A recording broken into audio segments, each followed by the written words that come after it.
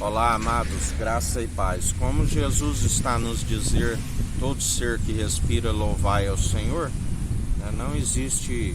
uma adoração sincera se não estiver segundo a obediência. Muito melhor obedecer do que sacrificar. Mesmo porque quando estamos segundo o Espírito Santo, ele está pronto e preparado, para toda boa obra. E quando produzimos as obras, não são de nossas mãos, mas ele é a força do nosso braço direito e a nossa mão, a mão poderosa, da qual, quando estamos segundo o seu direcionamento, produzimos as mesmas obras. Ele diz a Tomé: porque me vistes, crestes, bem-aventurado daqui agora em diante aqueles que não viram e creem, farão as mesmas obras maiores farão, porque eu vou para o Pai. E Ele está a julgar, além dos dons que Ele nos concede, como aquele que intercede por nós com gemidos inexprimíveis, aquele que é um conselheiro que está a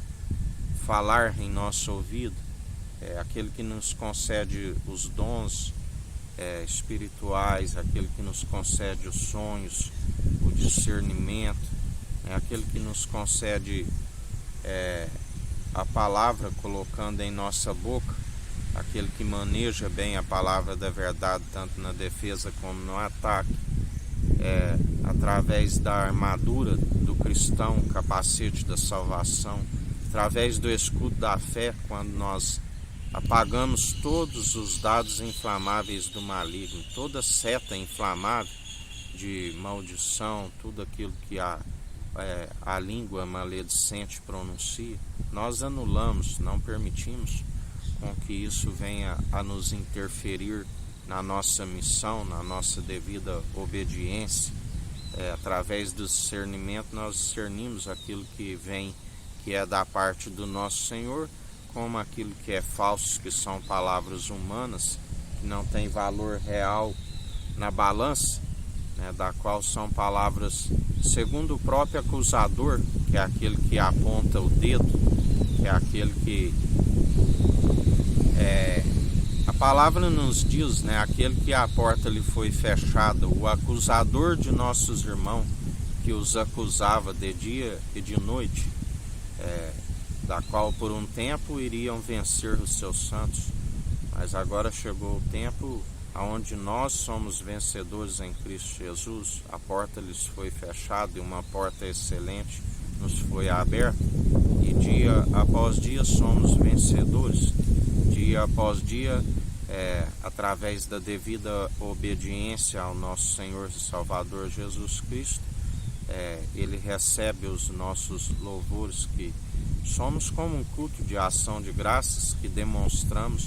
através do bom proceder. Não justificamos a si mesmo, nem nos gloriamos em nada. A Ele seja toda a honra e toda a glória. Dia após dia permitimos com que venhamos diminuir e que Ele cresça em nós, alcançando uma estatura mediana da plenitude daquele que tudo opera e executa, humilhando sempre diante daquele que é digno, humilhamos diante da sua mão poderosa, dos seus braços fortes, e ele tudo opera e executa. Diante dos homens jamais tememos a homens, bem como demonstramos pelo bom proceder, amando até mesmo os inimigos, que galardão tereis orando somente por aqueles que vos fazem bem, da qual jamais usamos da maledicência, porque a ira humana não produz a justiça divina. Ireis e não pequeis, porque dele é a ira e a vingança. Não se deis vencido pelo mal, mas vencei o mal pelo bem. Perdoai os vossos inimigos, perdoai o próximo, para cumprir o amar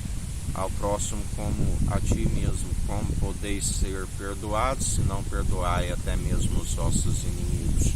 Do qual nós perdoamos dia após dia,